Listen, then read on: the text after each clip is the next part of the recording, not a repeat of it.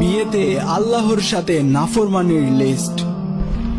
বলা হলো নিজে গিয়ে মেয়ে দেখতে, আর আমরা শুরু করলাম সবাই মিলে মেয়ে দেখতে। বলা হলো মেয়ে দিনদার কিনা সেটা দেখতে, আর আমরা শুরু করলাম মেয়ে সুন্দর কিনা সেটা দেখতে। বলা হলো ছেলের দিনকে প্রাধান্য দিতে, আর আমরা শুরু করলাম ছেলের টাকা পয়সাকে প্রাধান্য দিতে। বলা হলো নিজের পছন্দ মতো মেয়ে দেখে বিয়ে করতে, আর আমরা শুরু করলাম অন্যের মন রাখতে। বলা হলো মেয়ের মতামত নিয়ে বিয়ে দিতে, আর আমরা শুরু করলাম নিজের ইচ্ছাতে বাধ্য করে বিয়ে দিতে। বলা হলো কম খরচে বিয়ে করতে, আর আমরা শুরু করলাম আনুষ্ঠানিকতার নামে টাকা অপচয় করতে। বলা হলো মসজিদে যেয়ে বিয়ে করতে, আর আমরা শুরু করলাম সেন্টারে শুটিং করে বিয়ে করতে। বলা হলো আল্লাহর সন্তুষ্টির জন্য বিয়ে করতে, আর আমরা শুরু করলাম নিজের স্বার্থের জন্য বিয়ে করতে। বলা হলো ছেলেপক্ষ ওয়ালিমা করে মানুষকে খাওয়াতে, আর আমরা শুরু করলাম মেয়ের বাবার উপরে জুলুম করে খাইতে। বলা হলো স্ত্রীর মোহরানা পরিশোধ করতে, আর আমরা শুরু করলাম যৌতুক নিতে।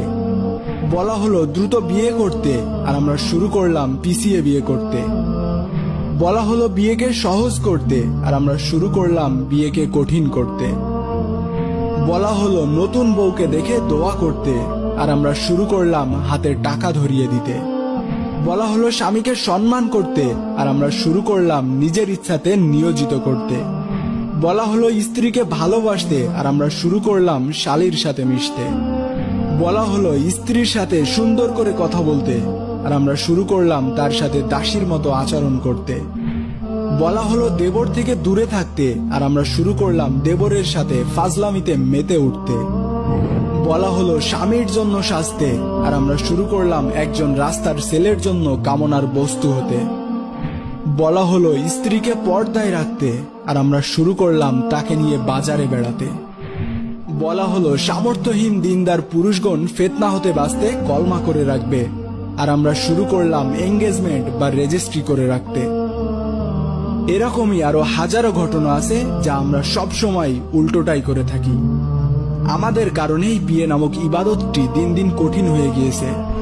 বিয়েতে বরকত কমে গেছে, সংসারে অশান্তি লেগেই থাকে। দিন দিন বাড়ছে তালাকের সংখ্যা, তার কারণ আমরা বিবাহের সুন্নাত থেকে সরে যাচ্ছি। মহান আল্লাহ তাআলা আমাদেরকে হেফাজত